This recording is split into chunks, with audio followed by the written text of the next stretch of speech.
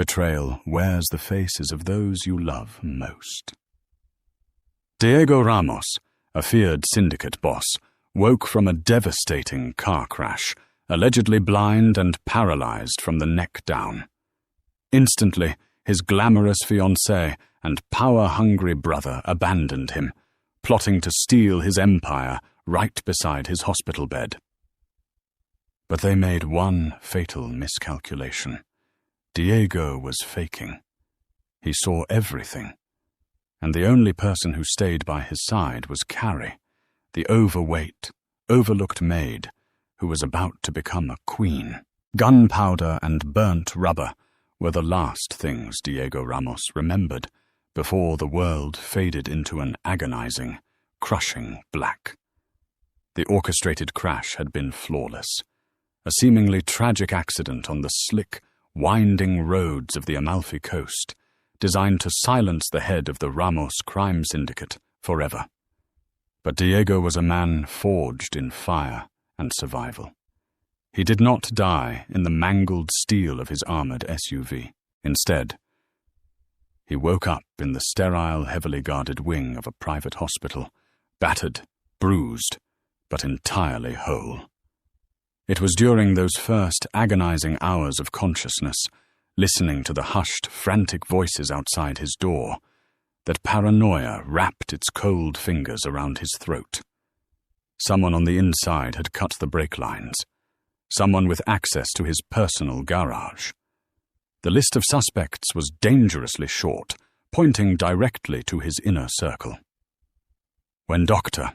Arthur Pendleton, a physician who owed his medical license and his life to the Ramos family, walked into the room, Diego made a split-second decision that would alter the course of his empire.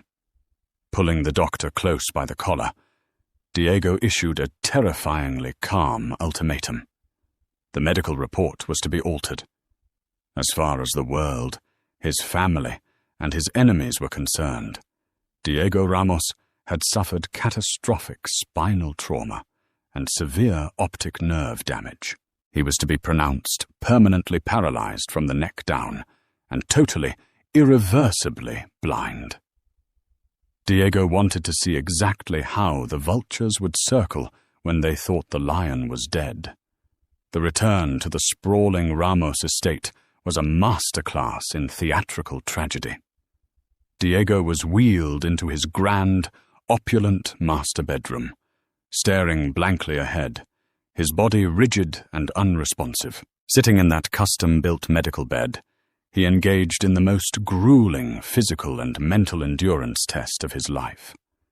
He kept his eyes unfocused, a milky film provided by special contact lenses Pendleton had sourced, and stilled every muscle in his body. His fiancée, Bianca Moretti, a former high-fashion model with a heart as cold as the diamonds resting on her collarbone, played the grieving lover perfectly for the cameras outside the estate. Inside, however, the facade crumbled within 48 hours. She refused to sleep in the same room. She complained about the smell of antiseptics, the whirring of the medical equipment, and the sheer inconvenience of having a vegetable occupying the master suite. Then came Vincent Ramos, Diego's younger brother. Vincent had always lived in Diego's shadow, carrying a simmering resentment masked by a charming, reckless smile. Vincent stepped up to manage the family's business affairs during Diego's tragic incapacity, with Bianca refusing to care for him and the senior nursing staff constantly dismissed because Bianca claimed they were too noisy. The grueling, unsavory task of tending to the incapacitated Mafia Boss fell to the very bottom of the household hierarchy. It fell to Carrie Black. Carrie was a woman who had spent her entire life trying to be invisible, a task made immensely difficult by her physical size.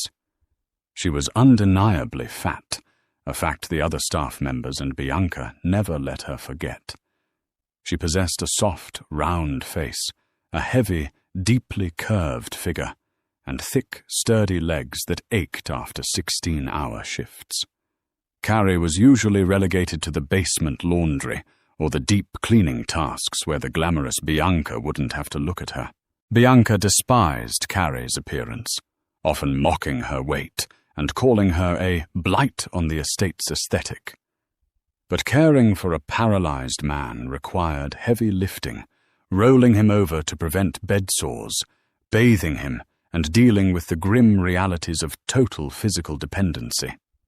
None of the petty, slender maids upstairs wanted the job. So Carrie was thrust into the master suite, threatened with immediate termination and destitution if the boss died under her watch.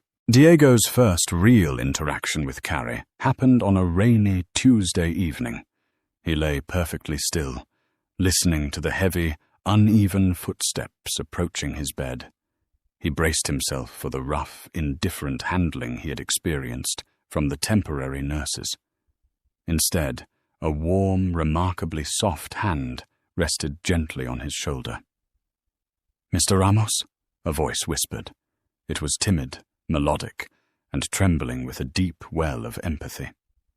"My name is Carrie. I'm going to be taking care of you from now on. I know you can't see me, and I know you can't move, but I am going to make sure you're comfortable. I promise." Diego kept his breathing shallow, his face a mask of tragic vacancy. Beneath the covers, his heart registered a strange, unfamiliar beat. In his world of blood, extortion, and superficial glamour, nobody made promises without a price. Yet this heavy-set, exhausted maid was speaking to a man she believed was utterly broken, with a reverence he hadn't heard since his mother died. Carrie moved clumsily, but with immense care. She struggled slightly with her own weight as she leaned over the wide mattress to adjust his pillows, her breathing growing labored. Diego, viewing her through the hazy slits of his half-closed eyes, saw a woman whose uniform stretched tight across her wide hips and heavy chest, her face flushed with exertion. Yet her touch was profoundly tender. She didn't treat him like a corpse or a piece of ruined furniture. She treated him like a king who was simply resting. Weeks bled into a torturous month. Diego perfected his performance. He endured the agonizing stiffness in his muscles, waiting until the dead of night when Carrie was asleep in the adjoining servant's alcove to silently stretch and maintain his physical strength. During the day, he was a prisoner in his own mind, gathering intelligence. The truth of his betrayal unfolded right at the foot of his bed. Vincent and Bianca, believing Diego was entirely devoid of sight, movement, and cognitive presence, grew bold. Disgustingly bold. They no longer bothered to leave the room to conduct their treachery. One evening, while Carrie was in the kitchen preparing Diego's specialized liquid diet, the bedroom door clicked shut. Diego stared blankly at the ceiling, sensing the shift in the air. "God, the smell of this room is depressing." Bianca's sharp voice sliced through the silence. The clinking of crystal glasses followed. Vincent was pouring from Diego's private reserve of Macallan. "It won't be for much longer, baby," Vincent replied smoothly. Diego saw their blurry silhouettes merge at the foot of his bed. He watched, an inferno of rage igniting in his chest as his brother's hands roamed over his fiancée's waist. "The capos are getting restless," Vincent continued, kissing Bianca's neck. "They know a cripple can't run the Ramos family. I've scheduled a sit-down for next week. Once the council officially votes to transfer leadership to me, we can finally move him to a long-term care facility. Let him rot in some sterile room in Switzerland. Just make sure the bank accounts are fully transferred first," Bianca murmured, not even glancing at the man she had promised to marry. "I didn't waste 3 years of my life pretending to love this cold-hearted bastard to walk away with a mere allowance." Diego's jaw tightened infinitesimally, a twitch masked by the dim lighting. His own brother, his future wife. They had orchestrated the crash. They were looting his empire while using his comatose state as a shield. The betrayal was a physical ache, a hard karma, for a life spent trusting the wrong people based on blood and beauty rather than loyalty. Their vile embrace was interrupted by the heavy squeak of the door. Carrie walked in, carefully balancing a silver tray holding Diego's dinner and fresh linens. Bianca instantly stepped away from Vincent, her face twisting into a sneer of pure disgust. "Watch where you're stepping, you clumsy cow. If you spill that on the Persian rug, I'll have the cost taken out of your miserable wages for the rest of the year." Carrie kept her head down, her double chin pressing into her collar as she shrank into herself. "I'm sorry, Miss Moretti. I was just bringing Mr. Ramos his dinner." "Just feed the vegetable and get out of our sight," Vincent scoffed, adjusting his cuffs. "It's a miracle you haven't eaten his food yourself, Carrie. Look at you. Disgusting." Carrie's face burned a deep, humiliated crimson. She said nothing, absorbing the cruel words like a sponge that had long ago reached its capacity for pain. She waited silently until Vincent and Bianca strutted out of the room, leaving a trail of expensive cologne and shattered trust in their wake. Once the door closed, Diego listened closely. He expected Carrie to sigh, maybe handle him roughly out of frustration or rush through her duties. Instead, he heard a soft, muffled sniffle. Carrie walked over to his bedside. She set the tray down with trembling hands. Through his slitted eyes, he saw tears carving tracks down her plump, flushed cheeks. "I'm sorry you have to hear them," Carrie whispered, taking a warm washcloth and gently wiping the corner of Diego's mouth, preparing him for the feeding tube. "You don't deserve this. You built this family. You built this house. And they treat you like you're already gone."